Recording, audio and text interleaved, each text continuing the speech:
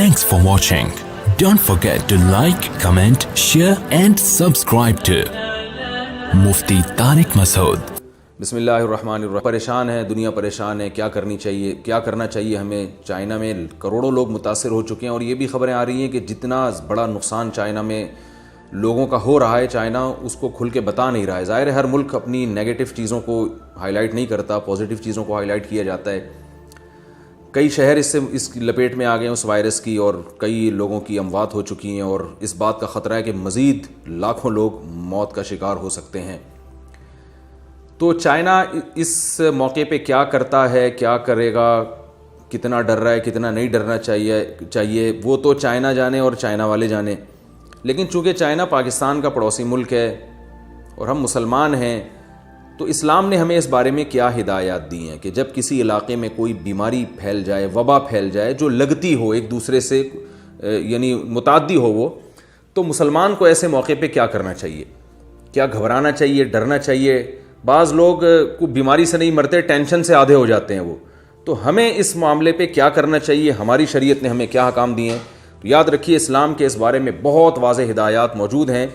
رسول اللہ صلی اللہ علیہ وسلم کے دور میں طاعون کی بیماری پھیلا کرتی تھی جو اسی طرح متعدی تھی.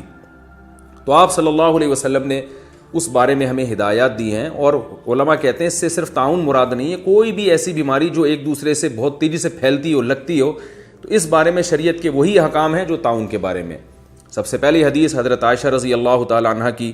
حضرت عائشہ رضی اللہ تعالی عنہ فرماتی ہیں کہ رسول اللہ صلی اللہ علیہ وسلم نے فرمایا: عذاب یبعثہ اللہ علی من یشاء وَإِنَّ اللَّهَ جَعَلَهُ رَحْمَةً لِّلْمُؤْمِنِينَ لَيْسَ مِنْ أَحَدٍ يَقَعُ الطَّاعُونُ فَيَمْكُثُ فِي بَلَدِهِ صَابِرًا مُحْتَسِبًا يَعْلَمُ أَنَّهُ لَا يُصِيبُهُ إِلَّا مَا كَتَبَ اللَّهُ لَهُ إِلَّا كَانَ لَهُ مِثْلُ أَجْرِ الشَّهِيدِ. صحیح بخاری کی حدیث ہے، رقم 5402. تو اس حدیث میں رسول اللہ صلی اللہ علیہ وسلم نے فرمایا کہ اصل میں یہ ایک عذاب ہے جو اللہ تعالیٰ جس قوم پہ چاہتے ہیں مسلط کر دیتے ہیں. اور یہ جو وبائیں اور عذاب پھوٹتے ہیں ان کی ایک سائنٹیفک وجہ ہوتی ہے، جو وجہ آپ کو سائنسدان بتائیں گے، ڈاکٹر بتائیں گے. جیسے کہ مختلف ریسرچ سامنے آ رہی ہیں. کوئی کہہ رہا ہے وہ چائنیز چمگادڑ کھاتے ہیں اس لیے ہوا، کوئی کہہ رہے چوہے کھاتے ہیں. ہمیں اس سے غرض نہیں ہے کہ چمگادڑ کھانے سے ہوا ہو یا کتے بلی کھانے سے یا چوہے کھانے سے ہوا ہو. تو یہ جو ہے کہ وہ ایک سائنٹیفک وجہ ہے کہ وہ، جیسے میں نے عرض کیا کہ چمگادڑ کھانے سے ہے یا کچھ اور کھانے سے، یہ تو ایک میڈیکلی ایک وجہ ہو سکتی ہے. لیکن رسول اللہ صلی اللہ علیہ وسلم کی ایک حدیث ہمارے پاس موجود ہے جس سے پتہ چلتا ہے کہ کسی بھی آزمائش کی یا کسی بھی بیماری کی میڈیکلی وجہ تو ہوتی ہے، لیکن وہ وجہ بھی اللہ کے حکم سے ہوتی ہے. بھئی اللہ جب چاہیں کسی بیماری کو کا کوئی بھی سبب بنا کے وہ بیماری پھیلا دیں. تو ایسی بیماریاں جن کا پہلے وجود نہیں ملتا، نبی صلی اللہ علیہ وسلم نے فرمایا کہ لم تظہر الفاحشۃ فی قوم قط حتی یعلنوا بها الا فشا فیہم الطاعون والاوجاع التي لم تکن مضت فی اسلافہم الذین مضوا. ابن ماجہ کی روایت حدیث نمبر 4019. فرمایا جب کسی قوم میں بے حیائی پھیلتی ہے، اور کھلی بے حیائی، کھل کے سب کی ساری دنیا کے سامنے جو قوم بے حیائی کرنا شروع کر دے، تو آپ صلی اللہ علیہ وسلم نے فرمایا کہ پھر اس قوم میں ایسی بیماریاں پھیلتی ہیں، طاعون جیسی، اور اس کے علاوہ ایسی تکلیفیں پھیلتی ہیں جو ان کے پہلے لوگوں نے کبھی دیکھی بھی نہیں ہوتی. تو نئی بیماریاں جو دنیا میں آ رہی ہیں، ایسی خطرناک بیماریاں. ایڈز کا آپ کو پتہ ہے پہلے کوئی تصور نہیں تھا، کوئی نام نہیں جانتا تھا. کیسی خطرناک طریقے سے کتنے لوگوں کو یہ اس بیماری نے اپنی لپیٹ میں لے لیا. اور یہ جو وائرس پھیلا ہے بہت تیزی سے پھیل رہا ہے، اللہ تعالیٰ سب کو محفوظ رکھے.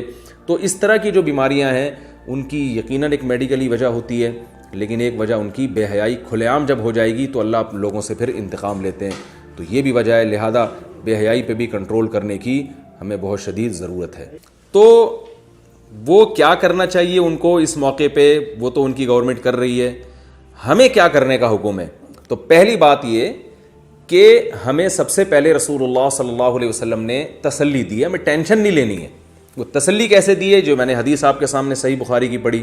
آپ صلی اللہ علیہ وسلم نے فرمایا اصل میں تو یہ عذاب ہے، اللہ جس پہ چاہے مسلط کرتا ہے، لیکن کہ اللہ نے اس کو رحمۃ للمؤمنین، مومنین کے لیے رحمت بنا دی ہے. رسول اللہ صلی اللہ علیہ وسلم نے ارشاد فرمایا کہ مسلمان کو جو اللہ پر ایمان رکھتا ہے اس کو ایک کانٹا بھی اگر چبھتا ہے تو اس کے بدلے میں بھی اس کا گناہ معاف ہوتا ہے. ایسی کوئی وبا اگر پھیلتی ہے تو یہ وہ لوگ جو صبر کرنے والے ہیں، اللہ کی تقدیر پر راضی رہنے والے ہیں، ان کے لیے پھر یہ عذاب نہیں ہے، بلکہ ان کے لیے اللہ کی رحمت ہے جو ان کے گناہوں سے معافی کا ذریعہ بنے گی۔ اور اس میں ملے گا کیا؟ فرمایا لیس من احد یقع الطاعون فیمکث فی بلدہ صابرا محتسبا، جو بھی مسلمان ہو اس کے علاقے میں، اس کے شہر میں اگر ایسی کوئی وبا پھیل جائے اور وہ اس علاقے سے بھاگے نہیں، بلکہ اللہ سے صبر کی امید، یعنی اللہ سے ثواب کی امید کرتے ہوئے صبر کر کے اپنے اسی شہر میں قرار پکڑے، وہ وہاں سے فرار ہونے کی کوشش نہ کرے، تو آپ صلی اللہ علیہ وسلم نے فرمایا، اور اس کی نیت یہ ہو کہ بھئی جو بیماری مقدر میں ہے وہ ہو کے رہے گی، تو آپ صلی اللہ علیہ وسلم نے فرمایا کان لہ مثل اجر شہید، اس کو شہادت کا اجر ملے گا۔ اس حدیث کی تشریح میں علماء کی دو رائے ہیں۔ بعض علماء کا کہنا ہے کہ اگر یہ اس وبا میں مر گیا تو شہید ہو جائے گا، یعنی شہادت کا اجر ملے گا، لیکن بعض علماء کہتے ہیں کہ حدیث میں ایسے الفاظ نہیں ہے کہ اس میں مر جائے تو شہید ہے، بلکہ اس میں اگر وہ وبا اس کو نہ لگی اور وہ زندہ رہا تو بھی اس کو شہادت کا اجر ملے گا، اس لیے کہ اس نے اپنے آپ کو تقدیر پر وہ راضی ہو گیا اور اللہ اس کے رسول صلی اللہ علیہ وسلم کے حکم پر وہ راضی ہو گیا۔ تو پہلا حکم ہمیں جب بھی کسی علاقے میں وبا پھیلتی ہے تو شریعت کا پہلا حکم یہ ہے کہ آپ کو اس علاقے سے بھاگنے کی قطعاً اجازت نہیں ہے، یہ شریعت کا پہلا حکم ہے جو وبا کے بارے میں۔ دوسرا حکم اس حدیث سے ہمیں پتہ چلا کہ اگر آپ اسی علاقے میں رہتے ہیں تو اگر اس وبا سے مر گئے تو بہرحال شہید ہیں، اگر آپ کی موت واقع نہیں بھی ہوتی تو بھی اللہ آپ کو شہادت کا اور شہیدوں کا اجر عطا فرمائے گا، تو یہ بہت بڑی نعمت ہے۔ اور تیسری بات ہمیں یہ پتہ چلی کہ بہرحال یہ مسلمان کے لیے عذاب نہیں ہے، اعمال صالحہ کرنے والوں کے لیے یا ان لوگوں کے لیے جو اسے اللہ کی رحمت سمجھتے ہیں اور تقدیر پر راضی ہوتے ہیں، ان کے لیے یہ اللہ کی طرف سے بہت بڑی رحمت ہے۔ یہ تو ان لوگوں کا حکم حدیث میں بیان ہوا ہے کہ جو اس شہر میں رہتے ہوں جہاں پر بیماری پھیلی ہے، جیسے چائنا کے جن شہروں میں یہ وبا پھیلی ہے وہاں جو مسلمان رہتے ہیں ان کو وہاں سے بھاگنے کی قطعاً اجازت نہیں ہے، لیکن کیا آپ اس شہر میں وزٹ کے لیے جا سکتے ہیں، کسی کام سے جا سکتے ہیں؟ اس کے بارے میں بھی ہمارے پاس صحیح حدیث موجود ہے۔ حضرت سعد بن مالک رضی اللہ تعالیٰ عنہ فرماتے ہیں کہ رسول اللہ صلی اللہ علیہ وسلم نے فرمایا اذا کان الطاعون بارض فلا تهبطوا علیہ واذا کان بارض وانتم بها فلا تفروا منه۔ مسند احمد کی حدیث ہے، حدیث نمبر 1615، کہ رسول اللہ صلی اللہ علیہ وسلم نے فرمایا کسی علاقے میں طاعون یعنی اس جیسی کوئی وبا پھیل جائے تو تم وہاں سے بھاگو بھی نہیں اور اس علاقے میں جاؤ بھی نہیں۔ حضرت عمر رضی اللہ تعالیٰ عنہ نے جب شام کا سفر کیا ہے تو جب آپ شام کے قریب پہنچے تو آپ کو اطلاع ملی کہ شام میں طاعون پھیلا ہوا ہے، ایک بیماری پھیلی ہوئی ہے جس سے لوگوں کی اموات ہو رہی ہیں۔ حضرت عمر رضی اللہ تعالیٰ عنہ پریشان ہو گئے، اس وقت آپ کے پاس اس بارے میں کوئی حدیث موجود نہیں تھی، پریشان ہو گئے کہ کیا کرنا چاہیے۔ تو صحیح بخاری میں ہے کہ آپ نے مختلف صحابہ کو بلایا، مہاجر صحابہ کو بلایا، انصار صحابہ کو بلایا۔ مہاجر صحابہ کا اختلاف ہوا، بعض نے کہا کہ ہم ضروری کام سے آئے ہیں، جب تک وہ کام نہیں ہوگا ہم نمٹا نہیں لیتے، ہم واپس نہیں جا سکتے۔ بعض نے کہا کہ ہمیں واپس جانا چاہیے۔ پھر آپ نے انصار صحابہ کو بلایا، ان کا بھی اس میں بڑا اختلاف ہوا۔ پھر آپ نے کہا کہ جو قریش کے بڑے بڑے سردار ہیں جنہوں نے مکہ سے مدینہ ہجرت کی تھی ان کو بلایا جائے، تو تقریباً تمام لوگ آ گئے سوائے کہا جاتا ہے کہ 2 اشخاص کے، تو سبھی آ گئے۔ تو حضرت عمر نے ان سے مشورہ کیا تو انہوں نے فرمایا کہ دیکھیں آپ کے ساتھ بڑے بڑے صحابہ کرام ہیں، آپ ان کو آزمائش میں نہ ڈالیں، ان کی اگر موت واقع ہو گئی تو یہ اسلام کا بہت بڑا نقصان ہے، لہذا ہمیں چاہیے کہ ہم رسک نہ لیں اور ہم یہاں سے واپس چلے جائیں۔ حضرت عمر رضی اللہ تعالیٰ عنہ نے ارادہ کیا کہ میں یہاں سے واپس جاتا ہوں، ان کا مشورہ مانتا ہوں میں۔ اتنے میں حضرت ابو عبیدہ ابن جراح رضی اللہ تعالیٰ عنہ آئے، انہوں نے فرمایا کہ ان کی رائے یہ تھی کہ ہمیں شام جانا چاہیے، ہم جس کام سے آئے ہیں اس کام کو نمٹا کے ہمیں واپس جانا چاہیے، وبا پھیلی ہے تو کیا ہوا، تقدیر پر راضی رہتے ہیں۔ تو ابو عبیدہ ابن جراح رضی اللہ عنہ نے فرمایا کہ یہ امیر المومنین افرارا من قدر اللہ، آپ اللہ کی تقدیر سے بھاگ رہے ہیں، بھئی اگر اللہ نے موت مقدر میں لکھی ہوئی ہے تو مر جائیں گے ہم، اور اگر زندگی لکھی ہوئی ہے تو زندہ رہ جائیں گے، یہ تو جو کام ہے وہ تو نمٹائے نا، آپ تو اللہ کی تقدیر سے بھاگ کے جا رہے ہیں۔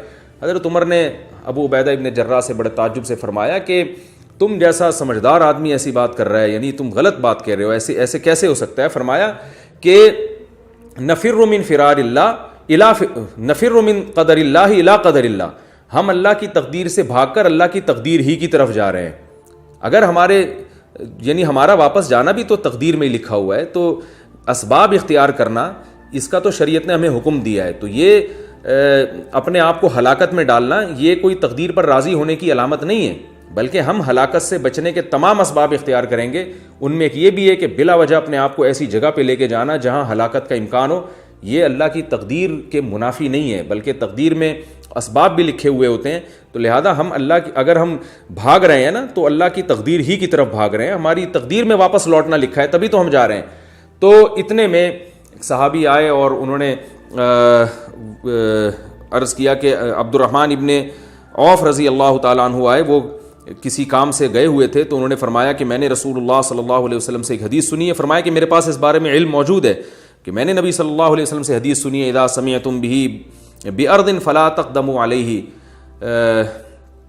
کہ جب تم کسی زمین میں یہ سن لو کہ ایسی وبا پھیل گئی ہے تو وہاں مت جاؤ. وَإِذَا وَقَعَ بِأَرْضٍ وَأَنْتُمْ بِهَا فَلَا تَخْرُجُوا فِرَارًا مِّنْهُ، اور اگر تمہیں پتہ چل جائے کہ تمہارے ہی علاقے میں وبا پھیل چکی ہے تو پھر وہاں سے فرار بھی اختیار مت کرو. تو اس سے ہمیں پتہ چلتا ہے کہ نہ اس علاقے میں جانا جائز ہے اور نہ وہاں سے فرار ہونا جائز ہے. ایک اشکال ہو سکتا ہے کہ جب اسباب کا اختیار کرنا تقدیر میں داخل ہے اور ہمیں حکم ہے کہ ہم موت سے بچنے کے اسباب اختیار کریں، تو جو لوگ اس علاقے میں پہلے سے رہ رہے ہیں تو ان کو بھاگنے کی اجازت کیوں نہیں ہے؟ یہ ایک اشکال ہو سکتا ہے. اس اشکال کے دو جواب ہیں. ایک جواب تو یہ ہے کہ اسلام میں اسباب میں اعتدال کا حکم ہے. اعتدال کا تقاضا یہ ہے، یعنی غلو کی اجازت نہیں ہے.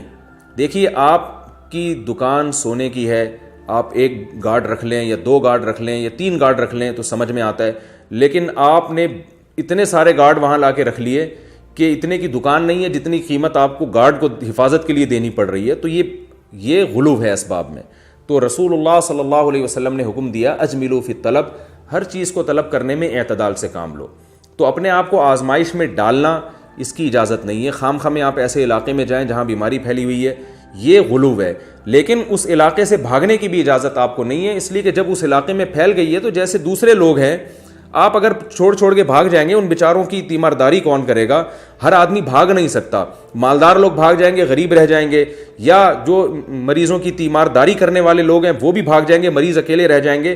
تو ایسے غم کے موقع پہ اپنے قوم کا ساتھ چھوڑ دینا یہ غیر اخلاقی اور غیر شائستہ حرکت ہے. تو ایک وجہ تو یہ ہو سکتی ہے کہ جس وجہ سے شریعت نے منع کیا. اور دوسری وجہ جو آج جس کو میڈیکل سائنس نے ثابت کیا ہے، وہ 1400 سال پہلے رسول اللہ صلی اللہ علیہ وسلم نے ہمیں حکم دیا کہ ایسے علاقے سے مت جاؤ. تو آج میڈیکلی بھی یہ ثابت ہو چکا ہے کہ بعض دفعہ جب کسی علاقے میں وبا پھیلتی ہے تو ایک آدمی اپنے آپ کو سمجھتا ہے کہ مجھ میں وہ جراثیم نہیں ہیں، حالانکہ اس میں ہوتے ہیں. جب وہ اس علاقے سے بھاگ کے دوسرے علاقے میں جائے گا تو وہاں بھی یہ وبا پھیلا دے گا. تو عین ممکن ہے رسول اللہ صلی اللہ علیہ وسلم نے اس وجہ سے منع کیا ہو. تو ہمیں وجہ نہیں بیان کی گئی، لیکن آپ صلی اللہ علیہ وسلم کا حکم کی جو بھی وجہ ہو، ہمیں وہ ہماری سراخوں پر ہمیں اس کو فالو کرنے کا حکم ہے، تو ہم اس کو فالو کریں گے. تو ہمیں حکم دے دیا گیا صاف لفظوں میں کہ نہ اس علاقے میں آپ کو جانے کی اجازت ہے اور نہ وہاں سے آپ کو بھاگنے کی اجازت ہے. تو اسی پر قیاس کر کے یہ بھی کہا جا سکتا ہے کہ جن بچوں کو ایسی بیماریاں پھیلتی ہیں گھروں کے اندر، چکن پاکس ہے، خسرہ نکلا ہوا ہے، تو آپ ان گھروں میں جانے سے احتیاط کریں، اپنے بچوں کو نہ بھیجیں. لیکن جو مالک جو گھر میں رہنے والے لوگ ہیں ان کے لیے بھی مناسب نہیں ہے کہ اپنے بچوں کو خسرہ اور چکن پاکس نکلا ہے تو آپ ان کو اسی حال میں چھوڑ کے گھر سے بھاگ جائیں، یہ بھی ٹھیک نہیں ہے. تو جو وہاں کے رہنے والے ہیں وہ رہتے رہیں، لیکن باہر والے لوگ وہاں جانے سے احتیاط برتیں. اور رسول اللہ صلی اللہ علیہ وسلم نے طاعون کے بارے میں خاص طور پر فرمایا لا تفنی امتی الا بالطعن والطاعون. حضرت عائشہ رضی اللہ تعالیٰ عنہ فرماتی ہیں کہ نبی صلی اللہ علیہ وسلم نے فرمایا میری امت کا بہت بڑا حصہ نیزے سے اور طاعون یعنی اس طرح کی وبا سے ہلاک ہوگا. نیزے کا مطلب تو واضح ہے، یعنی جنگوں میں، جہاد میں امت بہت کثرت سے شہید ہوگی کیونکہ یہ امت قربانیاں بہت دے گی. اور دوسری وجہ آپ نے فرمائی وباؤں سے. تو آپ صلی اللہ علیہ وسلم نے پھر فرمایا کہ المقیمی بہا کالشہید، جب کوئی ایسی وبا پھیل جائے تو اس میں جو اسی علاقے میں قائم رہے گا صبر کر کے اللہ کی تقدیر پر راضی ہو کے، تو وہ شہید کی طرح ہے. والفار منہا کالفار من الزحف، اور جو اس علاقے سے بھاگ جائے گا تو آپ نے فرمایا وہ ایسے ہے جیسے میدان جنگ میں اپنے ساتھیوں کو چھوڑ کر بھاگنے والا. اور آپ کو بتائیں میدان جنگ میں جب لڑائی ہو رہی ہو تو آپ اپنے ساتھیوں کو یار و مددگار چھوڑ کر اگر بھاگ جاتے ہیں تو قرآن نے اس پہ کتنی شدید وعید بیان کی ہے. وَمَن يُوَلِّهِمْ يَوْمَئِذٍ دُبُرَهُ إِلَّا مُتَحَرِّفًا لِقِتَالٍ أَوْ مُتَحَيِّزًا إِلَىٰ فِئَةٍ فَقَدْ بَاءَ بِغَضَبٍ مِّنَ اللَّهِ، کہ جو میدان جنگ میں اپنے ساتھیوں کو چھوڑ کے بھاگ جائے گا اللہ فرماتے وہ اللہ کے غضب کو لے کے لوٹے گا. تو میدان جنگ سے بھاگنا گناہ کبیرہ ہے. آپ صلی اللہ علیہ وسلم نے فرمایا جو کسی ایسے علاقے میں جہاں وبا پھیلی ہو وہاں سے بھاگ جائے گا تو اللہ کے دفتر میں ایسے ہی کاؤنٹ ہوگا جیسے میدان جنگ سے میں اپنے ساتھیوں کو اکیلا چھوڑ کے بھاگ رہا ہے. اور آپ صلی اللہ علیہ وسلم نے فرمایا, جابر بن عبداللہ رضی اللہ عنہ کی حدیث ہے, فرمایا الفار من الطاعون کالفار من الزحف والصابر فیہ کالصابر فی الزحف.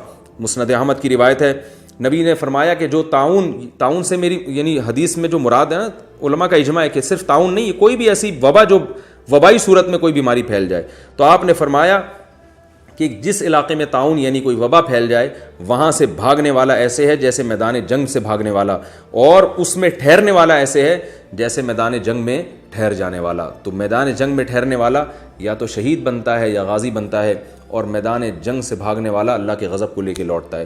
جو مسلمان بھی ان کنٹریز میں رہتے ہیں ان کی ذمہ داری ہے کہ وہ صبر کر کے جس شہر میں وبا پھیلی ہے اس شہر میں نہ تو جائیں, اور اگر پہلے سے اس شہر میں رہتے ہیں تو وہاں سے بھاگے بھی نہیں. اور جو ہمارے پاکستانی مسلمان ہیں جو بڑے پریشان ہیں کہ پتہ نہیں یہ چائنا تو ہمارے پڑوس میں تو یہاں بھی آ جائے گی وبا, تو بھائی آپ ٹینشن نہ لیں.